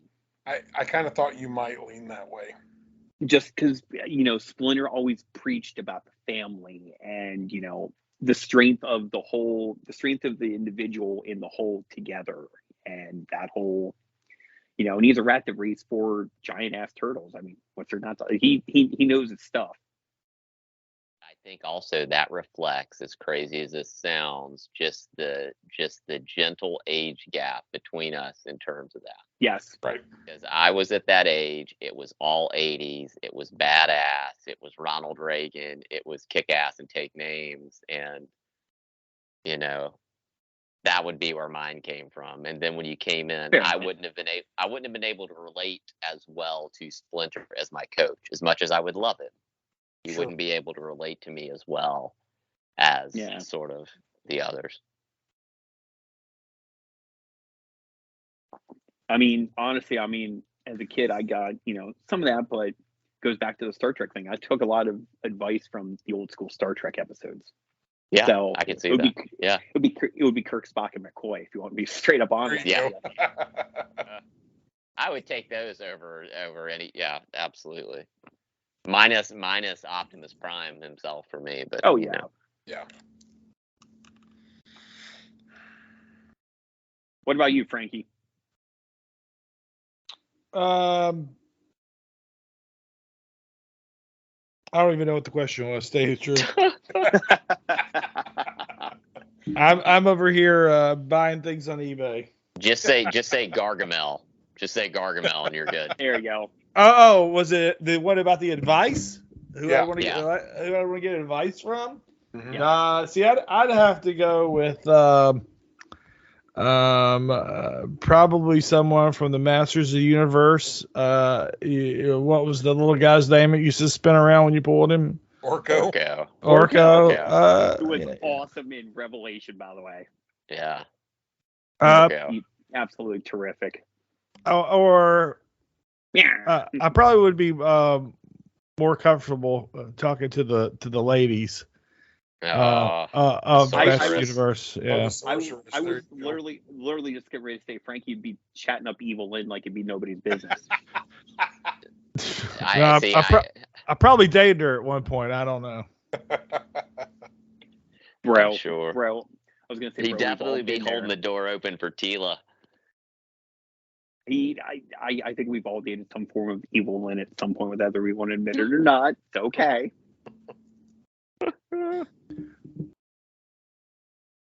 Okay, guys. What video game that you beat as a kid was the most satisfying? When it was all said and done. The original 8-bit Metal Gear. Okay. I'm quick to the gun on it. The original 8-bit Metal Gear. There were many. I can tell you my most recent conquest, just because it was very memorable. We were at the barcade in Philadelphia, Halloween a couple years ago, and me and a bunch of our friends, me and 4 friends, we pretty much had the whole team. We finally beat the X-Men arcade game. Wow. Finally beat Magneto's ass. It was glorious. Finally. That's an accomplishment, my friend. That's incredible. That is what being fueled up on Jack Daniels and Long Island will do to you. Hell yeah. That was the missing ingredient when you were a kid. Exactly. It was the booze. Exactly. As a kid though, anytime I beat any of the Super Mario games was always very satisfying. Sonic. I beat Contra once. I beat Contra once. Don't ask me how. Did you do it with all the special lives? Yes, that's like the only way you can do it. Oh yeah, that's the only way you can do it. Absolutely. And I came nowhere close to beating the Ninja Turtles. Dude, I haven't even touched that first one. I have the Cowabunga collection sitting there. I haven't even touched the first game. Notoriously one of the hardest games ever. I'm definitely afraid JJ's gonna be learning some new words because you hear me screaming at the television while he's sitting there in Christine's belly. Give the kid PTSD like I had coming at, I can tell you the maddest I've ever been in a video game, and I don't even think it was the actual game itself. Was the old it was PlayStation 1. It was Evil Dead, Hail to the King. Nice. So the last part of the first disc, it was a 2-disc game. And you're in the cellar there, you're Ash, and you're fighting the evil Henrietta. It took me forever because she was a bitch. No other way to describe it. Hard boss to beat. I'm like, I finally did it.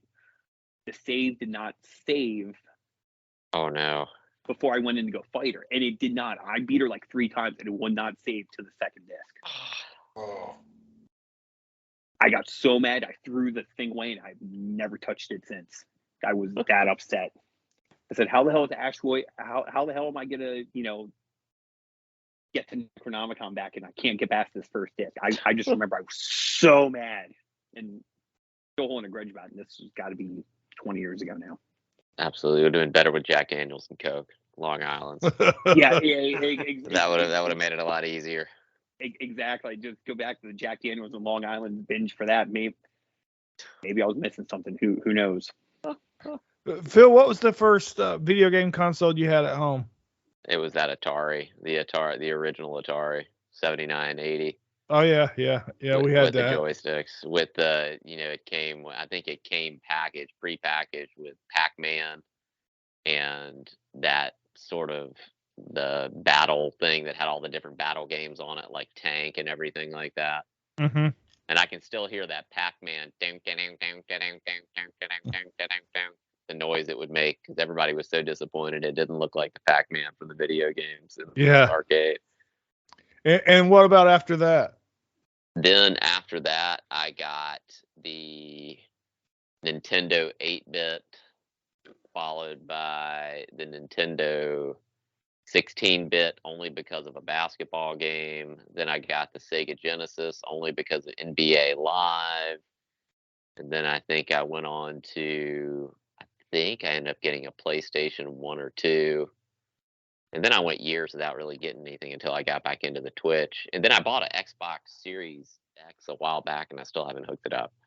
It was like finding gold because you couldn't find them a few months ago, and then I haven't hooked it up quite yet. So. For the Super Nintendo, are you talking the NCAA basketball? Yes. Where you'd throw down a dunk and the court would spin. Yes, it would. Like it looked like you were playing in a void because there was nothing to the sides. And you could shoot a half-court shot, and it would look like you were playing in a void.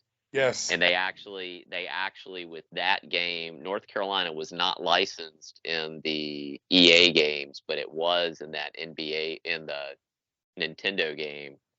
And they actually, if you looked at it sort of like a kayfabe aspect, like number 30 was the best player in the game, and it was Rasheed Wallace before he had actually played as a freshman. Okay. And they had, I think, a number 42 that was pretty damn good. That would have been Jerry Stackhouse. So, yeah. Nice. Right. Nice. That was yeah. Game. I loved that game. It was incredible. Hours upon hours upon hours of that. So I had the Atari as a kid, which was just horrible. And then I got a Nintendo, not the Super Nintendo, just the original. And the way that I got it was my parents used to go walk on the side of the road and pick up trash and aluminum cans, and we would take the cans to the place and get money for them, Right. And my parents found a bag of marijuana, also known as weed, and they got it and called my aunt and uncle, who would later live next door to us, and said, "Hey, we just found this weed. Do y'all want it?" And it was a big bag. It was like it was in a trash bag, but then it was in like I guess gallon or larger bags. So it was a bunch of weed. And my uncle asked, what they wanted for it, and my parents said, "Well, Frankie's been wanting a Nintendo," and so my uncle said, "Done." He went and got the Nintendo and gave it to my parents, and then I got it, and my parents gave him the weed. This could be the greatest single story I think I've ever heard in my life. I was going to say this. Oh my God. That's Frankie, one of these broken kayfabes, I'm going to interview you. Yeah. Just because some of the gold that you have shared along these lines here. That is Flaherty level right there, my friend. Because that is like one of the greatest things, like greatest stories. That's right up there with you working, Spanky from Little Rascals. I mean, that is some high quality level, Yeah, I forgot to mention when I worked him that Alfalfa was in a shark cage above the ring. Oh dear Jesus! Good God! And the match really ended because Buckwheat came up from underneath the ring and. Oh, goodness. Awesome. So what was your system, Chris? You're a little bit younger. The first one I remember us having was the Nintendo. Okay. Because I think it dropped in '85, if I remember my gaming history correctly. It did. It was originally the Famicom, and yes, it came over, and then it came over, I think, '85, and then it started going got mass popular, I think, '86, '87. They know they were hard to find. I remember it took months for me to find one when we actually got them, when they finally came back in stock. Yeah, we had. What did you have, Michael? What did you have? Did you have the Atari, or did you have like Intellivision and ColecoVision and stuff like that? Nintendo was my first. Was it really? Nintendo. Yeah, I want to say it was probably 1987. Yeah, that's when I got my somewhere original. In that range, because I got that for Christmas, and I got was it Indiana Jones and the Temple of Doom? Yeah. Game maybe. Oh. And so here's my dad, who's never played a video game in his life, trying to help me get past some place that I was stuck in the game and getting frustrated and being done 5 minutes into it because it wasn't working and the controller was too small for his hands, and it was completely foreign to him. Anyway, yeah. That's awesome. That's awesome. So on the video game note, Genesis or Super Nintendo? Damn. I go Genesis. I do too. I go Genesis. Yeah. And I think a lot of that's because I was mostly sports games. That was me. Oh yeah. That's exactly what switched me to Genesis was NBA Live '95. Great game. Yep. Great game. You could Scottie Pippen averaged 75 points a game for me in that game. Nice. And NHL '94 and yeah, Madden and Holyfield Real Deal Boxing. Yep. Yes. Mario Andretti Racing, where you could race the sprint cars. Yes. And NASCAR and IndyCar. And wasn't that the original platform that had Jordan versus Bird? Was it not the Genesis that had that? Like the very earliest onset of Genesis? I think so. Because it came out a year or two before it got super popular. Because I remember it had been out a year or two before NBA Live '95. And that's when I went off and got it, and I never looked back after that. No. So I had the Bulls versus Lakers. Yeah. Game, yep. Which and that, and then I want to say the next year maybe. And I can't remember, they had a great the Bulls football versus game. Blazers for Sega, or if it was just for Super Nintendo, maybe. I cannot remember. But they had a great football game that wasn't Madden. It was actually not bad. Was it like NFL 95? It had Montana on the cover of it. Yes. Because you could make a super team. That was you could game. That was awesome. Yeah. Tecmo Super Bowl 3. Yes. Yep. Was on there. Yeah. Yeah. When they switched to the NBA Live series, that's when the EA basketball games really took off. I felt like, because the Bulls versus Lakers, that was, you could only play the playoffs with the teams that made the playoffs that year. You couldn't play like full season with any team. And so when they got to the NBA Live is when you could go in and play, from start of the season all the way through to the playoffs. And it was a fun time. It was a fun game. Still got all of mine still in my closet upstairs too. I've got every single one of these systems still that I could hook back up. Nice. I was one of those where, same with the toys I had as a kid. When I got to the point where I wasn't playing with it anymore, we had 2 garage sales every year, one in the fall, one in the spring. That stuff went to the garage sale, and then I turn around and take that money and buy something else that I wanted. That's good. Turning it over. I like it. I appreciate that. So what about you, Spiker? Were you Genesis or Super Nintendo? Which way do you lean? I always had the Sega, just because Sonic hooked me more than the next gen Mario games did. Sure. Yeah. And I mean, Sega, shit. I bought so many I have so many games for the Sega, and then the story I like to tell is when I bought my 360, the first thing I did on my Xbox 360 was play Sonic the Hedgehog, because I bought the Sega Ultimate Collection. There you go. And literally sat there all night and played the old Sega games on my 360. That's awesome. My ex was so mad. She goes, you just spent $400 to play Sonic the fucking Hedgehog? Yes. Hell yes. And you most definitely did. Oh yeah, and then I proceeded to drive her crazy with the Altered Beast sound bites. Welcome to your doom. all those. If you don't know what I'm talking about, look them up, because they're legendary. So yeah, and of course the quality Sega games. I remember Sega had all the cool football games. The Madden games. They had Deion Sanders Primetime Football. They had Joe Montana Sports Talk Football. They had all these different, different ones. I think their variety overall, the better game was. Not to say Super Nintendo didn't have some bangers. You couldn't get Super Empire Strikes Back on Sega, I don't think. No, you couldn't.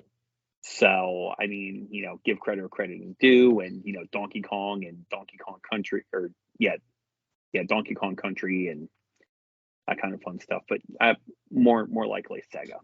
I was just such a sports game kid by then. Like when I got into teenage years, it was just anything that had the good sports game was what I went with. Oh, yeah. And NHL 94 is still one of the greatest hockey games ever made. Absolutely. Oh, yeah. Absolutely. So I played a good bit of that, and hockey. Hockey's not a sport that I've ever really followed. With there not being a team around here or anything, but that game was hell to play. Yeah, it was. You have any preference there, Frankie, between the Genesis and the Super Nintendo? Never played neither one of them.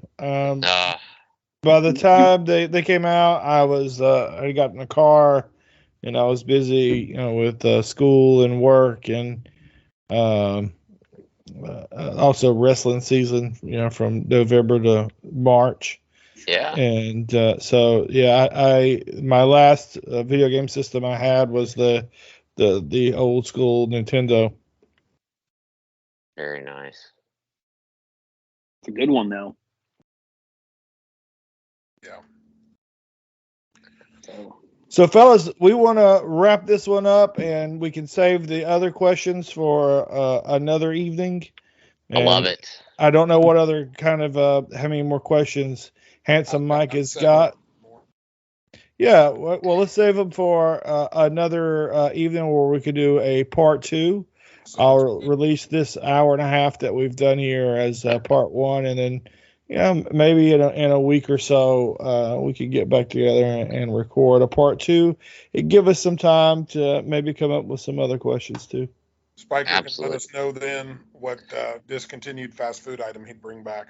Yes, yeah, I'm gonna have to ponder on that because I'm raking through them all in my head right now, and I'm trying to really, really. So yeah, that's tough. You gotta let it marinate, my man. Yeah. You gotta let it marinate. Well, cool, fellas. Thank you all for your time, and Handsome Mike, thank you for putting it all together. Yes. And get some great questions, some good dialogue, a lot of fun. Don't forget the CWF Legends Fanfest, November the 5th. That is in Lutz, Florida. Meet Magnum TA, Bill Apter, gorgeous Jimmy Garvin, Neely Rob. J. There we go. The double fisting, Neely J. All right, fellas. All around.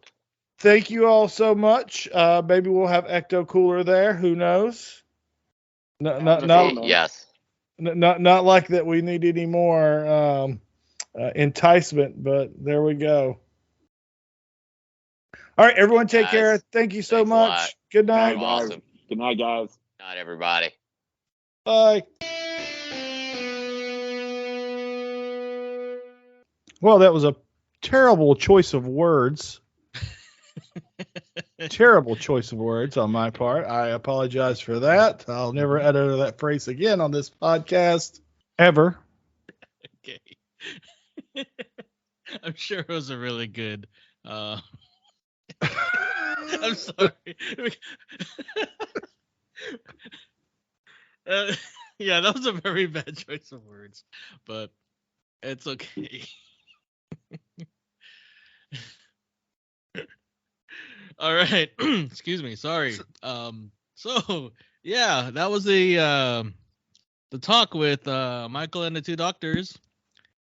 Yeah, 21 questions. I think that'll be a future segment that we'll have with some other brother shippers, with handsome Michael Herrick asking some questions. Mm-hmm. And yeah. And brother shippers answering them. There you go. Have you been catching up with any wrestling news lately? I have not, unfortunately. Well, I have been listening to the Wrestling News podcast, which I thoroughly enjoy. That is also published by the Arcadian Vanguard Podcast Network. Mm-hmm. And I enjoy having short and sweet news delivered almost daily. And, speaking of the Arcadian Vanguard Podcast Network, I want to say thank you to Barry and Jeff for allowing us to sort of do this podcast piggybacking on what they do, just because the Facebook group is so awesome. And we are excited to be a part of it. And I'm going to make this announcement, but coming up in the near future, I'm going to have the Booker Man on the podcast. Really? Wow.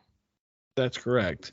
I believe that our third member of our team here, Matt Crowder, has convinced him to come on, and they're going to talk about some things like Vikings and not real Vikings, but the Minnesota Vikings. And we're not going to do a deep dive on Leif Erikson or Thor. Boo! I was hoping they would talk about the giant fossilized turd that a sick Viking dude thousands of years ago that was on the brother ship. Yeah, I saw that. Yeah, I did too. Rip Joe Christie. But I was hoping they would talk about that, with the Viking talk and all. But I could bring that up because that's all I'll be able to contribute. I haven't watched football in years. Oh, really? Okay. Yeah. Oh, why not? You're not a big football guy though, right? I'm not a big sports guy. If I want to sit around and watch the TV and yell at things, I'll yell at my wife and kids. Oh my gosh. Terrible. Okay. Well, so now my daughter and her friend are running out of the room and are loading their school stuff into my daughter's bedroom, which means that they don't want to hear me talk, and I'll have to wrangle them back into the living room so that I can get them to do some work. So anyway, we will wrap this up. I want to thank you for coming on all the way from California. I'm glad that you've got plenty of work, and I'm glad that your company's doing well. And I'm glad you got some new products coming out. Very exciting. Yeah, very excited to have the products coming out soon. Watch out next year. Maybe, all the tech guys out there. Yeah, you bunch of nerds. Yeah, nerds. All right. Well, thank you, everyone, for listening. Thank you, Ariel, for your time and your energy and your humor, your humorous humor.